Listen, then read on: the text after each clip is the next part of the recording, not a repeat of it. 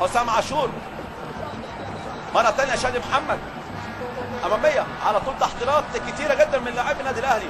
الباسط الطولي حلو جدا لاسلام الشاطر، اسلام الشاطر والعرضيه حلوه، جول جول جوه الجول، فلافيو فلافيو فلافيو فلافيو الجولي. بقول لكم يا جماعه الراجل ده بقى بيعشق الشباك. فلافيو فلافيو فلافيو بيسجل اولى الاهداف في هذا اللقاء في الدقيقه 38 من نهايه واحداث الشوط الاول من هذا اللقاء. الجمله حلوه والتحرك جميل جدا والتحرك رائع جدا جدا، والعرضيه اروع واروع واروع من القطر السريع، من القطار السريع الموجود في تشكيله النادي الاهلي. اسلام الشاطر والعرضيه رائعه، وضربه الراس اروع واروع واروع للاعب الانجولي فلافيو الانجولي اللي بيسجل الهدف الاول في هذا اللقاء للاهلي في الدقيقه 38 من بدايه واحداث الشوط الاول من لقاء اليوم، والهدف الثالث لهذا اللاعب في هذه البطوله. سبحان مغير الاحوال، اداء لاعبي النادي الاهلي متقدمين بهدف واحد مقابل لا شيء للاعب فلافيو الانجولي. بقول لكم خلاص اصبح دلوقتي في